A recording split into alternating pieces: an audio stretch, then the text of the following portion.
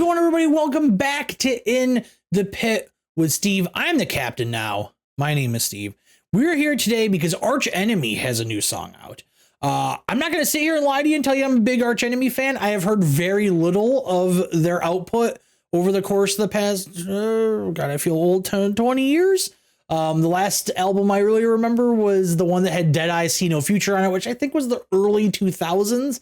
I have heard maybe a couple of songs here and there since the vocalist switch quite some time ago with Alyssa White Glutes joining the band after Angela departed. And even then I didn't hear very much of the final Angela albums either. But they're a band I always enjoyed. You know, it certainly wouldn't kick them out of bed if I listened, you know, if they came onto a playlist and I was listening to it. But just not a band I was keeping up with. But I saw they had a new album out. Well, it's getting ready to come out, and they have a new song. So I figured, why not check it out? This is called Dream Stealer. And I'm kind of excited because it's been a while since I've listened to them. I want to see what they're kind of up to. There was actually an Arch Enemy side project of one of the members of the band. I wish I could remember it, but it was kind of like a more like stoner doom metal style stuff that I actually really enjoyed. And I was getting into that quite a bit. But yeah, let's check out some Arch Enemy. So without any further ado, let's get in the pit with Arch Enemy. Don't close your eyes.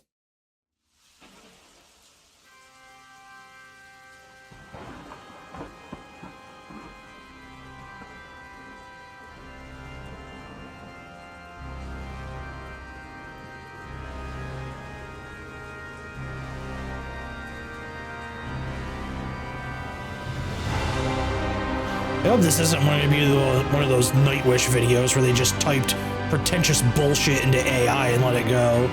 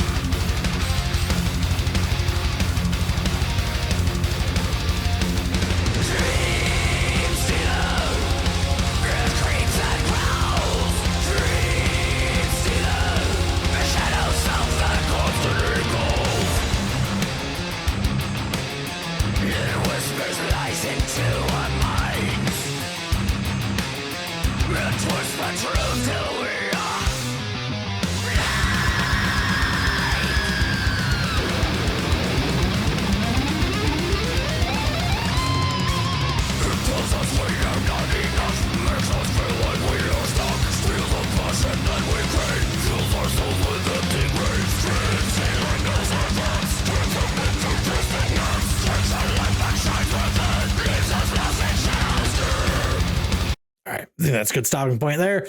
The video is like a Diablo 3 cinematic. I like it. I like some of the riffs. That one riff there, like a couple sections ago was real nice. And I went into that Jeff Hanneman like dive bomb mini solo, which is pretty cool. She's got a great voice. She has really, really good voice, really good command over it. I like the rhythmic pattern she has going for her choices to get through the lyrics. And yeah, the band is super tight, super solid sounding. Like I said, I haven't really been paying attention to them, so I don't know if they've had other lineup changes besides the vocalist. We'll check Wikipedia at the end to kind of see what's been going on with the band. But overall, I like this. Like, if this is the direction that they've been going in, or if this is maybe a little bit newer from what they're doing, I'm into it. Like, when the album comes out, I'll definitely give it a listen. So I am enjoying this so far. But let's kind of see where we head. Where are our dreams going to get stolen? That I don't know. I don't really remember my dreams. Maybe they get stolen every night.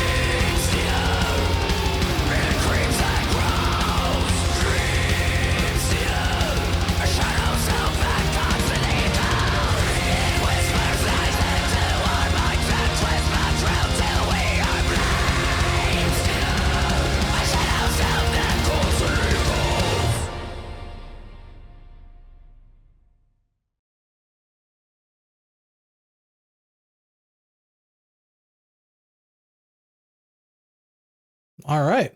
Okay. So overall, I dug it. I thought it was pretty solid. I think that it has a very dated sound, and I don't mean dated in a bad way, but it has, like, multiple guitar solos. Just some of the way the riffs are arranged, her vocal cadence, it just is kind of like a throwback sort of sound. Not throughout the entire song, but on the solo specifically, they're very strong Slayer influence. Those are very Slayer-ish guitar solos, but I think it did well. I think it played off the rest of the song pretty well. It's a little jarring upon first listen, but I think it ultimately fits pretty good. I wish the chorus was a little bit bigger. The whole Dream Stealer part, I feel like aside from her harsh vocals, it would have been paired very well with like a very like big sweeping, like clean sung version of the lyrics, kind of mirroring it throughout. I don't know if I would go like operatic, but like very like power metal-ish. I think it would have been cool. I think this would have been like a really good song for like a featured vocalist to guest with her.